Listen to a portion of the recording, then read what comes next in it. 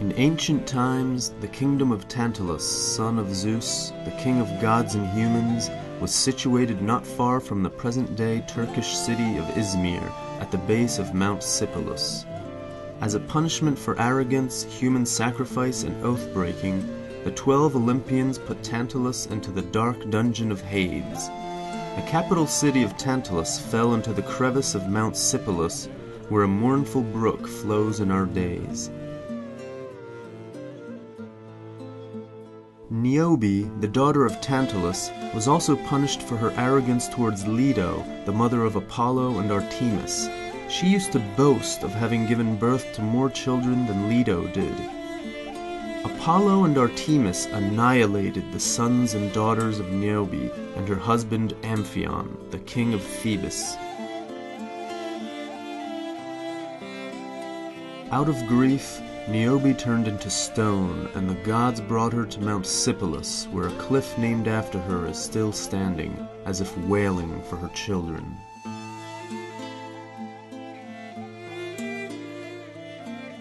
For having sacrificed his son Pelops to the gods, Tantalus was subjected to torments.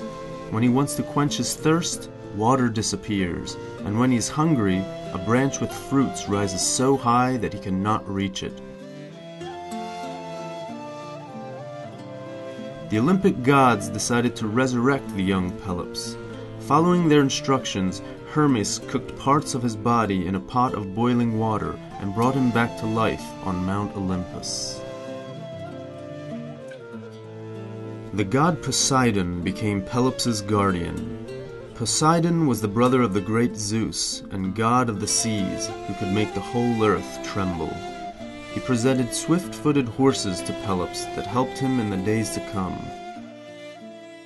The grown-up Pelops had to leave his motherland in Asia Minor and settle in the western part of the peninsula of continental Greece. Later on, the peninsula would be named after him as the Peloponnese Peninsula. Opposite the sanctuary of Zeus in Olympia, in the city of Pisa, there ruled King Ennomaus, the son of Ares, the god of war. Ennomaus had a beautiful daughter named Hippodameia, and Pelops fell in love with her. The east pediment of the Temple of Zeus in Olympia depicts the heroes who participated in the mystic story of Pelops struggling for Hippodameia. This composition seems to have some mysterious sense to it, for it was positioned in the portico of the great temple. Ennomaus agreed to his daughter's marriage with Pelops on condition that Pelops defeat him in chariot races from Pisa to Poseidon's altar in Isthmus of Corinth. At the races, his daughter would be in Pelops' chariot, and Ennomaus would give him a small head start. But if Pelops lost, he would be killed. To play it safe, Pelops arranged with Myrtilus, the charioteer of Ennomaus, son of Hermes, to take away the bracket joining the axis and the wheels of the king's chariot. By way of reward, he would receive half the kingdom and the right to spend the wedding night with Hippodameia. In the chariot race, Pelops won, while King Ennomaus died when the wheel went off the axis of his chariot. Pelops threw the charioteer Myrtilus off a cliff into the sea, when Myrtilus came to the winner demanding payment for his services. Before his death, Myrtilus pronounced a curse on Pelops' family. Pelops became king in Pisa near the sanctuary of Zeus in Olympia. He and his numerous children born by Hippodameia took power in many districts of the Peloponnese Peninsula. Thus the dark-haired kings, descendants of Danaus, were replaced by light-haired rulers of the Achaean tribes. Pelops, the father of the Achaeans, was buried in the sanctuary of Zeus. The sculptural composition in the eastern pediment of the Temple of Zeus may show the transfer of power from the ancient dynasties that came from Egypt to the new rulers of the peninsula, the Achaeans, through the intermediary Zeus, the king of gods and humans.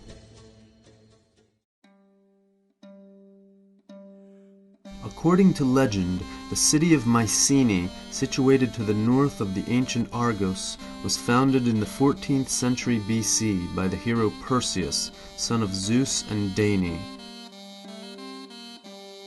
The Acropolis of Mycenae, where the king's family resided, was situated on a hill looking down on the city. Perseus gave the city its name, Mycenae, because it was in that place that he lost the tip of the scabbard of his sword, called Mycus.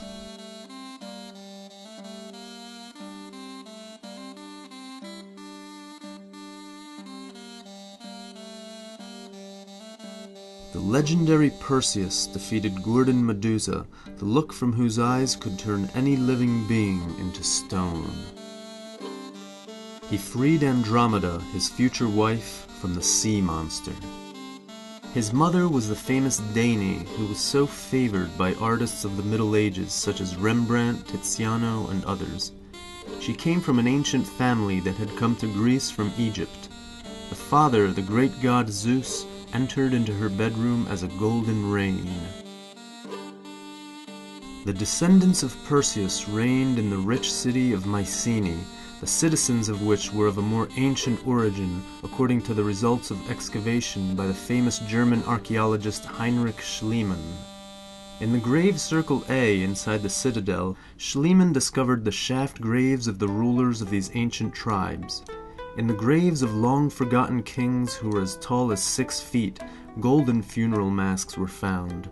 They belonged to nobles who ruled these places long before the legendary times of the Greek heroes. Perseus seized power over the ancient people and built a fortress on a hill.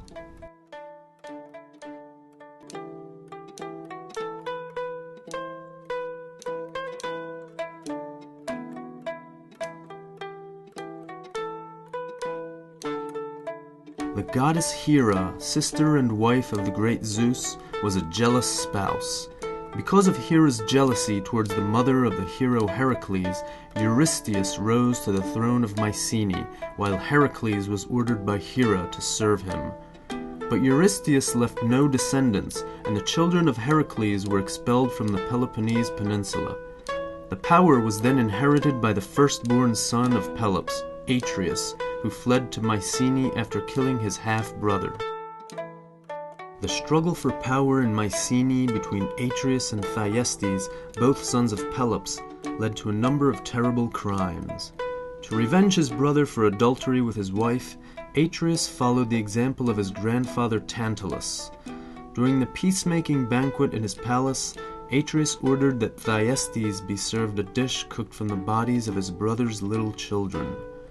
The walls of Megaron, the throne room of the Mycenaean palace, were the silent witnesses of all the crimes committed by the members of Pelops's family. These stones are laid on the blood spilled by the royal family members.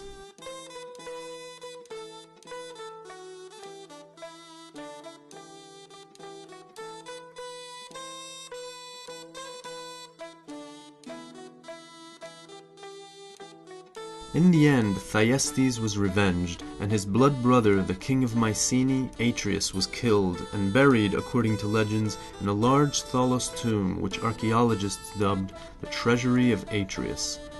He died from the hand of Aegisthus, the son of Thyestes.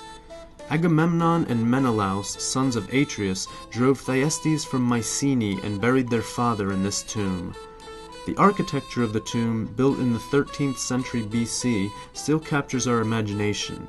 The walls and top of the tomb were built in such a way that the diameter of the tomb grows gradually less until it ends in a small hole closed by a single stone, the so-called keystone.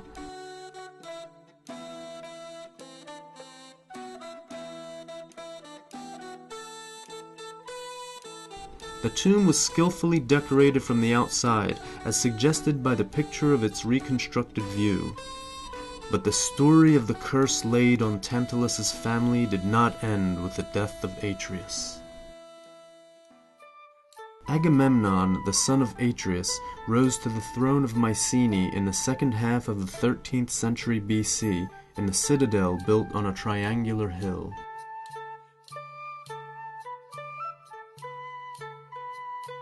The defensive constructions of the Mycenaean Acropolis were built in 3 stages.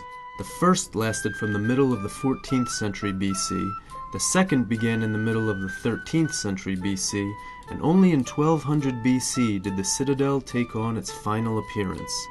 The fortress has two gates. Near the northwestern corner lie the main gates, also known as the Lion Gates, while in the north there is another gate of minor importance. The main road comes up an inclined plane to the Lion Gates, which are about 3 meters wide. The Lion Gates acquired their name because of the bas-relief representing two lions with their paws on two altars supporting a column. This is the symbol of the Atreus family, brought here as a reminder of their motherland in Asia Minor.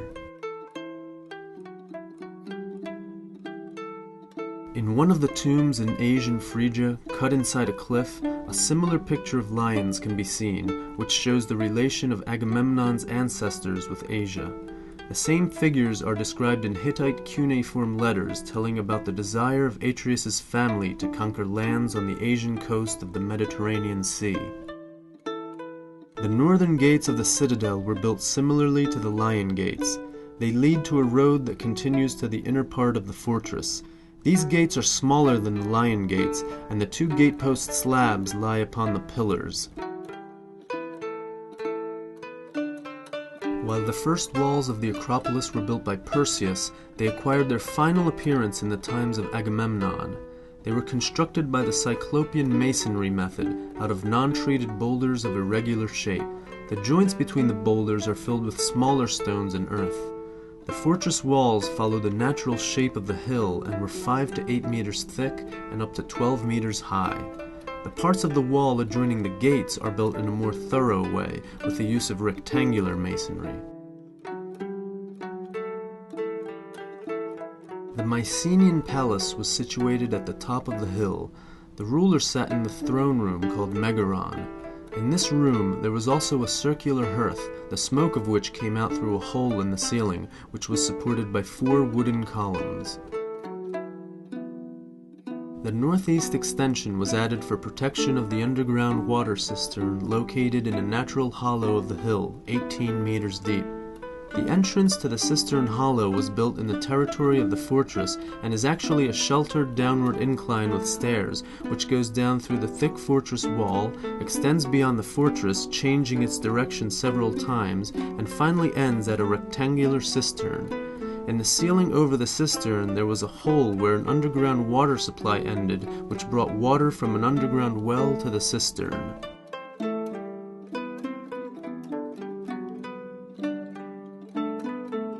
In the Mycenaean Acropolis lived the royal family, while the other Mycenaeans resided on the neighboring hills. Settlements consisted of separate housing complexes where members of the large families lived. The classical Greek poet Homer, in his poem The Iliad, described the great ancient war between the Greek Achaeans and the Trojans, the cause of which was a woman. A daughter of Zeus, the beautiful Helen, was married to the Spartan king Menelaus, the brother of Agamemnon, the mighty king of Mycenae. The son of Trojan king Priam, Trojan prince Paris, became, through the will of Zeus, a participant in the dispute between Olympian goddesses Hera, Aphrodite, and Athena. As a result of this dispute as to which goddess was the most beautiful, Paris preferred Aphrodite, and she promised him the love of Helen, the most beautiful woman.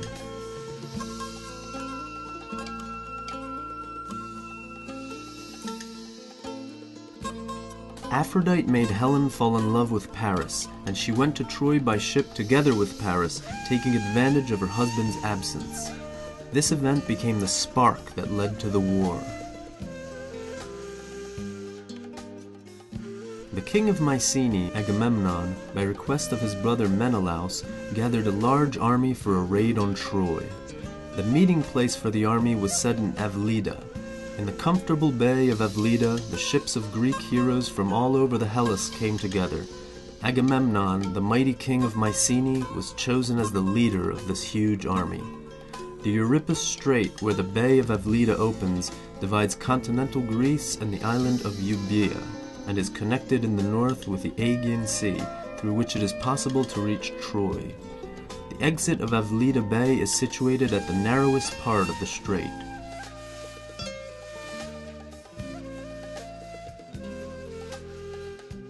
This raid was joined by Greek heroes who were descendants of the gods. They were Odysseus, king of Ithaca, the Spartan king Menelaus, the Argos king Diomedes, who had commanded the destruction of Boeotian Thebes, the old king of Pylos, Nestor, the 15-year-old Achilles the Great, and many others.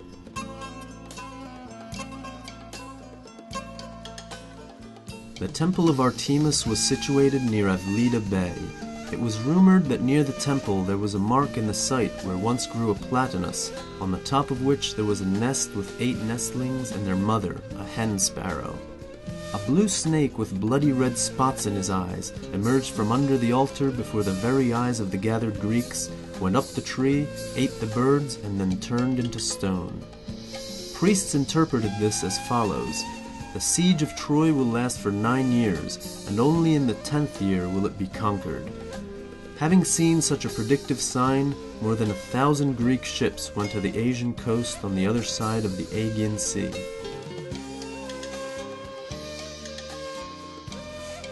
Having left Avlida, the Greeks did not arrive at Troy right away, but landed in Mysia. This was probably connected to Agamemnon's intention to start the war by reclaiming the land of his ancestors, but he was defeated by the local kingdom. The Greeks had to return to Avlida and prepare for their second attempt to seize Troy.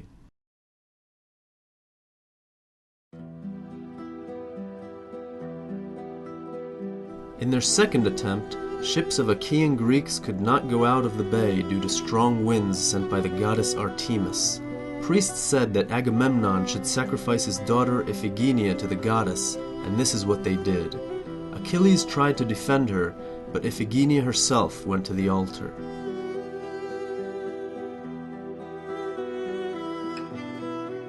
At the last minute, unnoticed by the Greeks, Artemis replaced Iphigenia with a fallow deer and took Iphigenia to Taurus to serve in her temple. Finally, the winds subsided and the huge Greek fleet, led by Agamemnon, went east.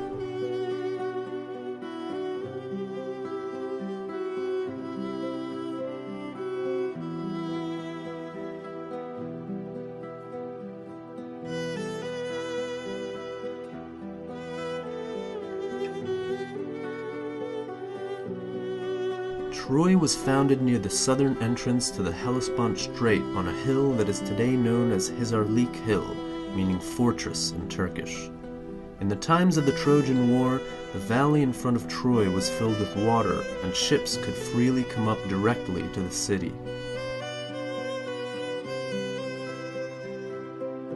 The Greek fleet came to the bay in front of Troy, where they were met by the Trojan army led by Prince Hector. The Greeks managed to land and press the Trojans back to the city. Then they took their ships onto the beach and prepared a siege.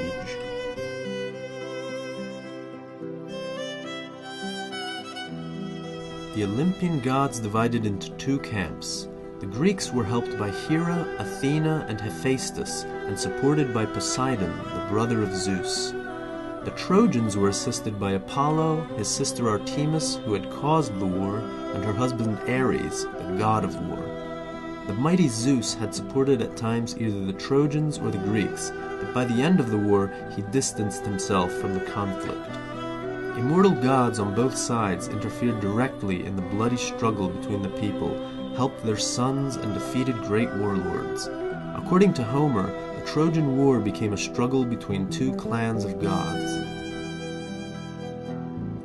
In accordance with the prediction, for a full 9 years of war, the Greeks did not attempt a decisive strike on Troy, and mostly ravaged the neighboring settlements of Troada. The main contribution to this was made by the son of the nymph Thetis, the fair-headed king of the Myrmidons Achilles, whose power no one could resist. The mighty king of Mycenae, Agamemnon, was apprehensive about Achilles. Achilles accomplished many heroic deeds during the siege of Troy. Even the prominent Trojan warlord Prince Hector was killed by Achilles in face-to-face combat, and his body was then subjected to a triple humiliation by dragging it 3 times around Troy, tied behind Achilles' chariot. In turn, Achilles was killed by Paris with an arrow that hit him in the heel. Paris was assisted by Apollo himself. Ajax Telamonian, who was extraordinarily tall, took the body of Achilles from the battlefield, and this is shown on a ceramic picture. It can be seen that Achilles was a very tall person, and was even taller than Ajax, the tallest of the Greeks. Hero Ajax Telamonian, the king of Salamis Island, was a huge man, according to the ancient Greek historian Pausanias. When in the times of the Roman Emperor Hadrian, the sea uncovered the grave of Ajax on the Phaeacian promontory in Troada, giant human bones could be seen. The kneecap of the skeleton was larger than the discs used for competitions in the ancient Greek pentathlon. The famous Homer's Troy, which scientists tend to call Troy 6th or Troy 7th, was founded back in the 3rd century BC. In the times of the Greek siege, Troy was ruled by King Priam, the son of Laomedon, who built the walls of Troy. One generation earlier, the Greek hero Heracles seized Troy and gave the king's throne to Priam. His name meant bought, as he had been saved from death by his sister Hesione, who bought his life from Heracles. This is where Agamemnon brought his huge army to not only ransack a rich city on the grounds of revenge for kidnapping the beautiful Helen, daughter of Zeus, but also to have revenge for the expulsion of his grandfather Pelops from Asia Minor by the grandfather of Priam, the Trojan king Ilus. Troy was thoroughly fortified. It had thick walls which were built, according to legend, during the reign of Laomedon, Priam's father, by the gods Poseidon and Apollo upon order of Zeus as a punishment for their attempt to rebel against him. That is why the Greeks could not seize Troy in 9 years, and all the dramatic events took place in the 10th year of the siege.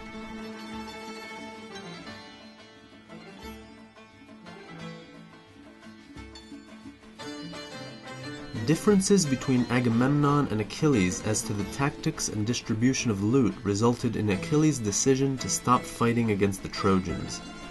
This dispute helped the Trojans, led by Hector and supported by Zeus, and they almost captured and burned the Greek ships. It was only thanks to Hera, the wife of Zeus, who distracted the gods' attention with lovemaking, that the Greeks managed to repel the attack of the Trojans.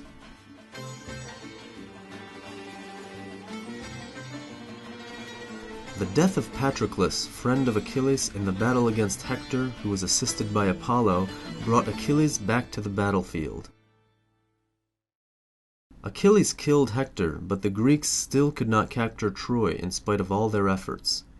Finally, the hero Odysseus thought out a plan under the influence of Athena to leave a wooden horse on the shore as a gift to the goddess Athena and hide a small detachment inside it. As the Greeks left the Trojan shore, the Trojans would take the horse inside the fortress. In the night, the courageous volunteers would get out of the horse and open the gates to the returning Greek troops.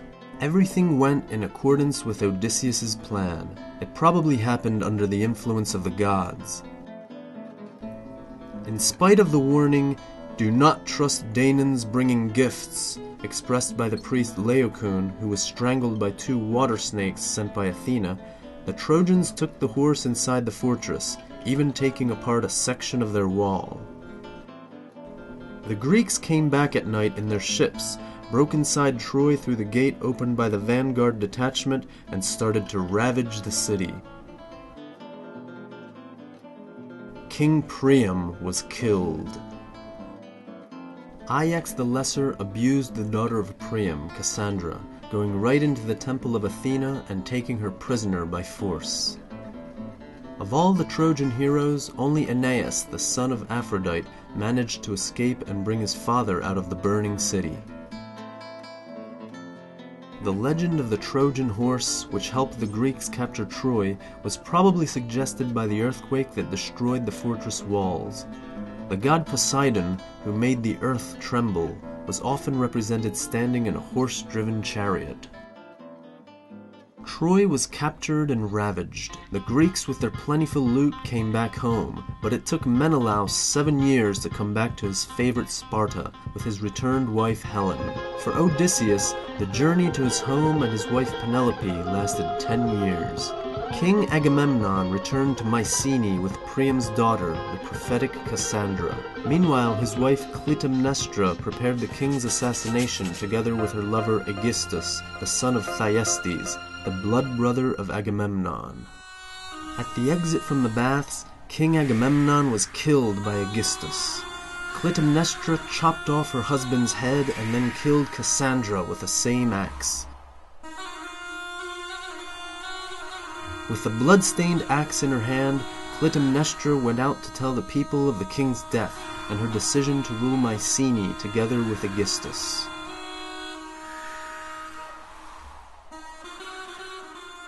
When the son of Agamemnon and Clytemnestra, Orestes, grew up, he received the order of the god Apollo to avenge his father's death when he was visiting a sanctuary in Delphi. 7 years later, the grown-up brother and sister, Orestes and Electra, met on Agamemnon's grave near the Mycenaean Acropolis. They created a plan for revenge. The plan was realized. First, Orestes killed Aegisthus and then Clytemnestra, in spite of being his mother and crying for mercy. For the Greeks, killing one's own mother was the worst of sins. The killer was then hounded by the Erinyes, the goddesses of insanity, who drove him crazy. In Athens, on the Areopagus cliffs, there sat a court to decide the fate of Orestes, with the Erinyes acting as prosecutors and Apollo as the defense counsel. At the poll, it turned out that an equal number of votes were given both for and against Orestes. It was only the vote of Athena in favor of Orestes that led to a verdict in favor of the defendant. According to the conditions of the verdict, to finally be freed from charges, Orestes had to return the ancient statue of Artemis from Taurus and then bring it back to Athens. In Taurus, Orestes and his friend Pylades met his sister Iphigenia, who served in the temple of Artemis, and she helped the friends take away the sculpture.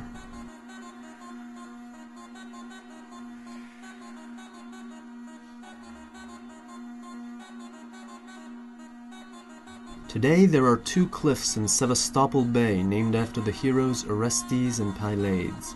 They stand there as silent witnesses of the events that took place there about 32 centuries ago. In the next years, Orestes ruled Sparta, Mycenae, and Argos, having married Hermione, the daughter of Helen and Menelaus. At first he was buried in Arcadia, but then his remains were taken to Sparta by Lacedaemonians. His skeleton's height was more than 3 meters, as reported by Herodotus. Clytemnestra and Aegisthus were buried in Thalos tombs beyond the border of the Mycenaean Acropolis. They are smaller in size than the Thalos tomb, the treasury of Atreus, but are very large as well. Nobody knows the exact location of the simple grave of Agamemnon, the Greek leader in the Trojan War, famous for its historic events. However, it was situated beyond the walls of the Mycenaean citadel.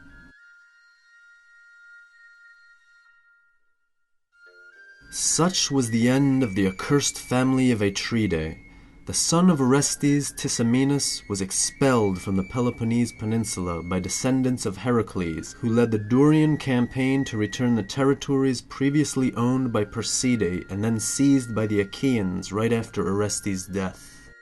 The gods did not forgive the Achaean Greeks for their ravage in Troy. To replace them on the stage of history, there were the Heraclidae leading hordes of wild Dorians. The dark times for Greece had begun.